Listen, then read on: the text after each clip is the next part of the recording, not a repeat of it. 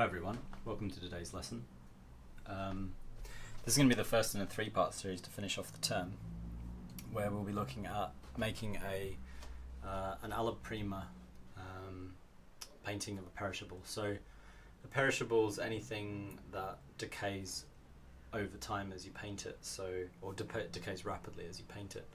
So obviously if you're painting a silver plate or something like that, or a porcelain cup, you know that it's not going to change while you paint it, so you could take 5 years to paint it. It's not going to look any different if it stays in the same place and has the same light. But if you're painting a particular lemon or a particular flower, those are going to decay at different rates over time as you paint them. So obviously flowers are probably the thing that change the fastest, so they wilt quite quickly as you paint them, so they change shape within sort of half a day if it was dry.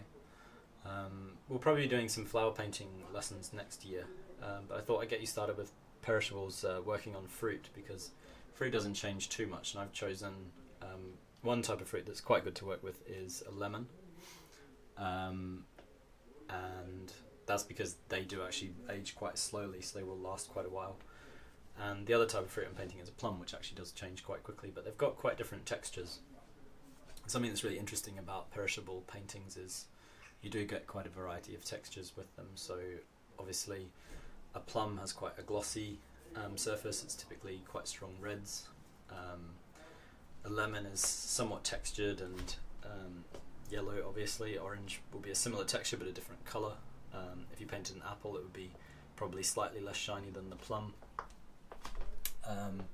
If you were to paint a peach, it's going to be fuzzy, so it's going to have a kind of soft texture. And they can be quite useful textures for when you're painting the human figure as well. So peach skin sometimes can be somewhat similar to kind of fuzzy human skin. Things like eggs, I often say, are quite good for flesh tones. So they're a good way to kind of learn about painting different surfaces. And they're a good exercise in painting quickly as well. So this painting is going to be Alla Prima, which means we're going to paint it all in one sitting. It's going to be broken into 3 different lessons. So this first lesson we're just going to be sketching in the shapes. But I'm painting it over a single day, so basically this is all painted in one day, but next week will be the second sort of 20 minutes or 30 minutes of the painting, and the subsequent week will be the last 20-30 minutes. And it's going to roughly be broken into, this session we're going to sketch in the general shapes, so it follows a similar approach that we typically use with all of our paintings. You'll notice it's similar to the Alla Prima portrait painting I did, which was all in one sitting as well. But yeah, basically this session will be sketching in the general shapes onto the canvas. You'll see it's actually quite small what I'm working on. If you're doing something perishable, you either need to have lots of paint and big brushes to do it quickly, or a small painting is often a better option. But yeah, I'll be sketching in the general shapes in burnt umber, kind of washy burnt umber, so a lot of mineral spirits. The next lesson we will be blocking in all the general kind of colours and shapes just directly over the top of that, and the final session will be refining, so going in with smaller brushes and adding some more specific variations.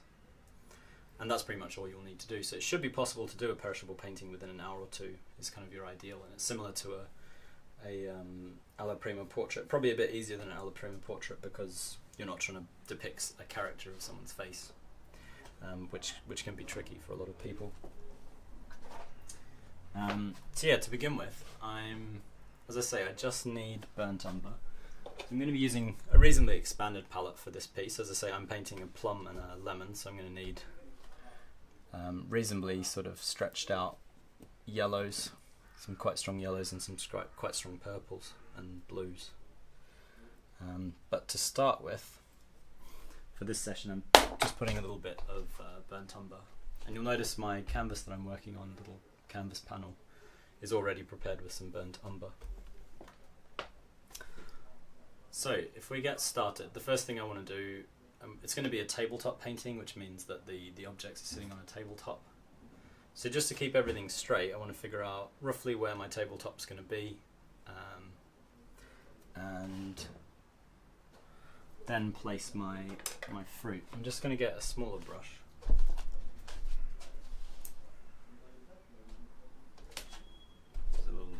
chunky, that one. This is better. So hopefully you'll be able to see me mixing my colours. So I'm just going to take a little bit of this pure burnt umber, dip it in my mineral spirits to dilute it. You can do this sort of painting in acrylic as well. It'll be slightly different because obviously painting in oils in a single day, it's going to roughly stay quite open, the oils, as I work them. Not so much today actually, because it is pretty warm this summer, but generally, you know, in winter it might be 3 or 4 days before all these colours have dried. Probably they'll stay open today, these colours, but they wouldn't be workable much longer than that. So as I say, I'm just going to note the back edge of the tabletop, which is roughly the centre of the piece. So I can just put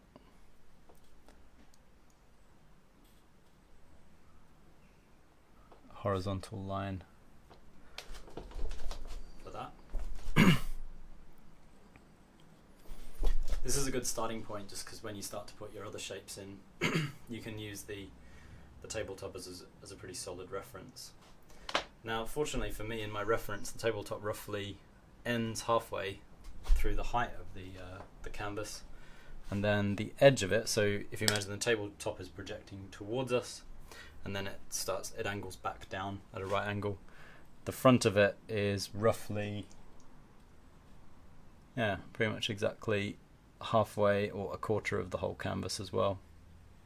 So I can just put a parallel line in.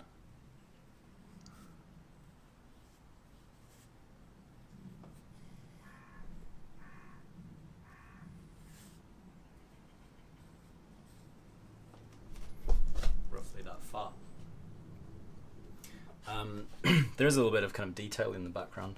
I'm not going to overwork the background too much, and I'm going to keep this vignette because it can be kind of nice on looser, sketchy pieces. So where I've prepared the canvas by putting a tone, and if you needed to do this, this was just a little bit of leftover paint I had when I was preparing another one. I think the master copy, beginning of the master copy series that I did a few weeks or earlier in the term, and it was just sort of rubbed out. It was a bit of kind of dirty kitchen towel that had quite a lot of paint left on it, and just rubbed quickly over the surface of this. But for sketches, aesthetically, it's often a nice option to kind of leave a little bit of it loose. This could have been at the bottom or the side, depending on how you're painting it. And then the painting will be kind of more rendered down in the center here where the fruit is, and less rendered up the top. So I've got my tabletop painted in. So next I'm going to try to roughly figure out where the fruit is going to sit. So again, I've got some pretty diluted mineral spirits, and it's only ever so slightly darker than the what I've already painted. Which means it just shows, but it's not excessively visible. Burnt umber is also quite a good option because it's moderately high chroma, so it doesn't grey colours that you paint into it, and it'll adapt quite well to yellows when I paint the yellow lemon over, and it'll also adapt quite well to the plums, the kind of reddish colours. So looking at it, my reference, the lemon sits kind of slightly more in the centre, the edge of the lemon, and has a shape that kind of rises up. Top of it rises up just above that background back line at the end of the table, and the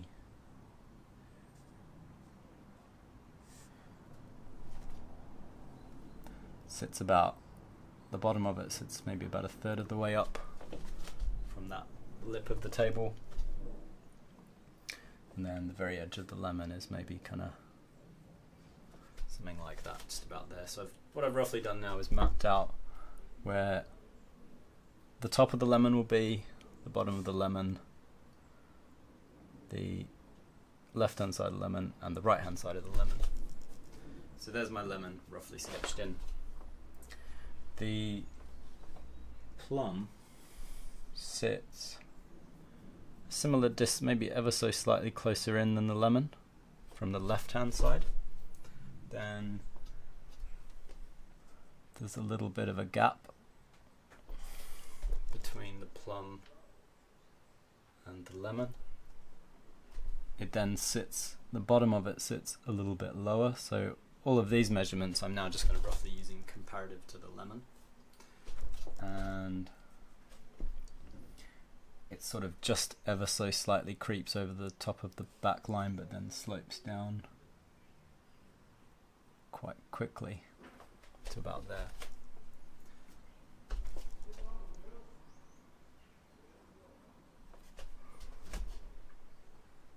So again, I've got the bottom of the plum, top of the plum, left hand side, and right hand side of the plum, and they roughly fit quite well, I think, from my subject that I'm working from.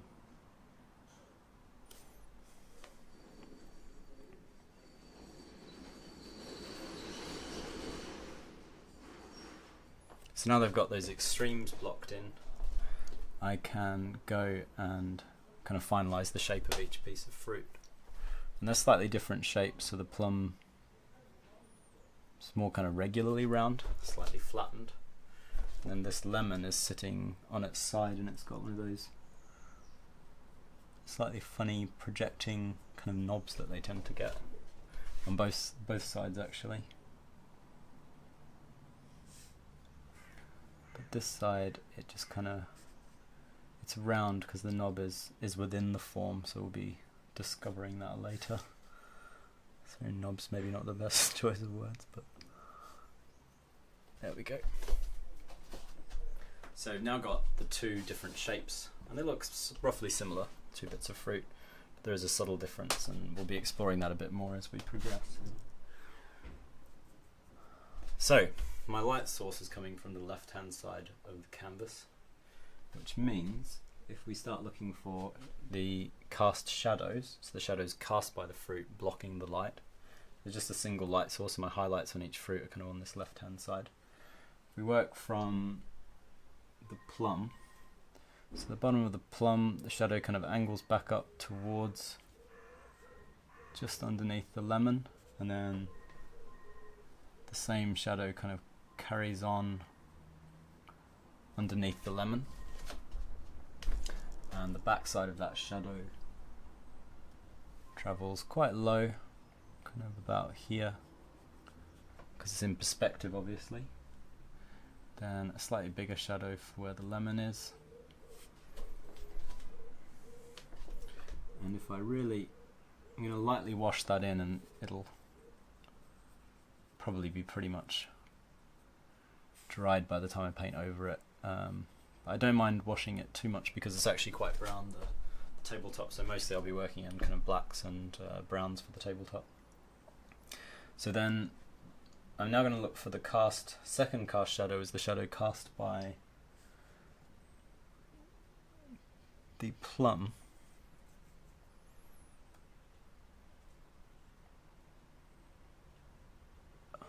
Onto the lemon. So there's this little, kind of nice little shadow cast like this onto the lemon. I'm not going to fill that one in, I'll fill that in later. But yeah, something like that. Now, another couple of shadows I'm just going to quickly block in are the form shadow. So if you've watched some of my lessons about forms and modeling things, you'll know what I'm talking about when I say a form shadow. Basically the shadow caused by the object turning away from the light. So there's a form shadow that kind of sits on the right hand side of this plum. There's also a little one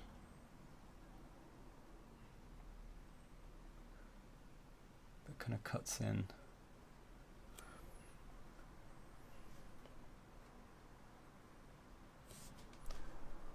Something like that. It's like a little dimple from the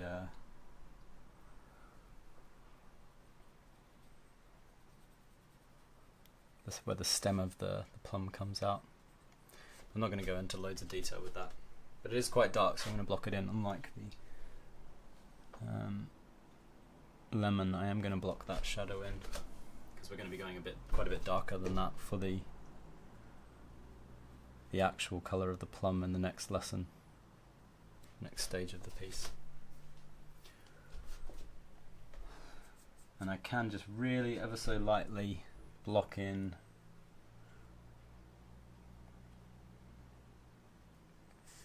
shape of the form shadow on this lemon. As I say, there's like this bit that sort of projects out very softly. Something like that.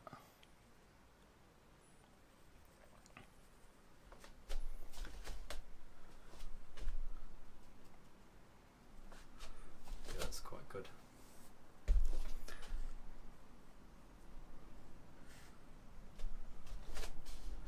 And you can also get a little bit more burnt umber and make it quite washy and just darken as we kind of work on the shadows. The back wall is quite dark, so we can kind of block that in, and it'll start to make those particular forms of the lemon and plum a bit clearer if we do this.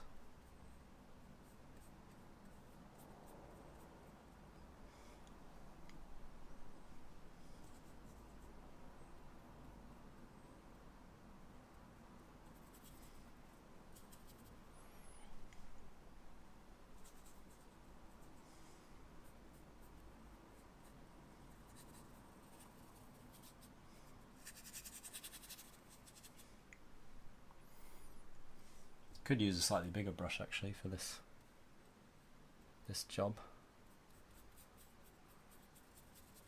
because you can be quite loose doing something like this.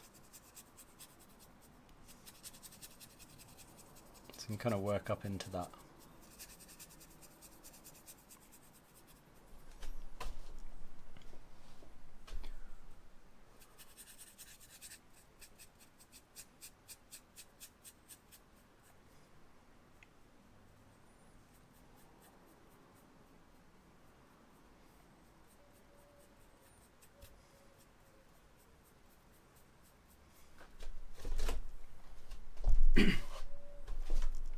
So there you can see, just makes the forms of those two fruits a little bit clearer.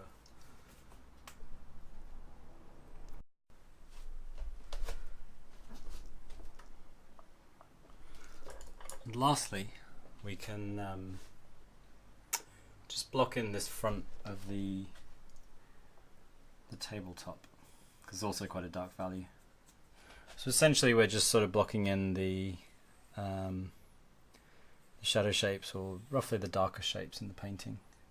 But you don't have to be quite as precise with this as you do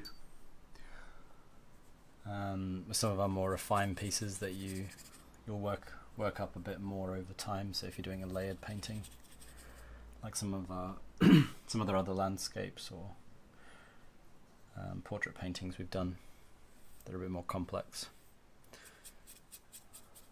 This one we're just kind of roughly giving ourselves kind of notes to work from as we progress. But we don't want to lay down loads of paint, loads of burnt umber in areas that aren't going to be particularly burnt umbery. So that's why I've left the lemons a bit drier, or a bit less covered. But the background's mostly brownish because it's kind of like a wooden sort of door as a background, or the far background, and then a wooden table as well. So that is going to be generally brown. I'm only kind of slightly adjusting the hues there. But obviously the plum's going to go a lot more purple, and the lemon is going to go quite a bit more yellow. So you should be reasonably happy with that as your first stage. So it takes maybe kind of 15-20 minutes, depending on the complexity of your scene. If you had a few more objects, it would take you longer, but you don't want to spend a long time on it. The paint will quickly dry, or kind of start to set as the mineral spirits evaporate. Recommend just using pure mineral spirits. You could mix in a little bit of oil if you prefer the consistency, but it doesn't matter too much what your mixture is, because you're just working on a single day, so there's no layering at all going on here. But it's pretty well established for the next stage. So next time we're going to be trying to mix colours, sets of kind of mid, dark and light colours for each of the pieces of fruit, adjusting the tabletop slightly, maybe adding some of our darkest bits into the table where there's blacks, so on. So I'll be expanding my palette, kind of explaining how the palette will work, and then getting going pretty much straight away, blocking in those colours. But yeah, that's it for this lesson. So pretty simple. I'll be uploading a kind of step-by-step guide just covering what we went through. Just break it down a bit more clearly in your heads. And that'll be on the blog and also the OCAD Studio page. So as always, follow us here on YouTube, or go over to the OCAD Studio page and sign up, and you'll get direct tutorials and access to more materials that are on there. But yeah, that's all. I'll see you guys next week.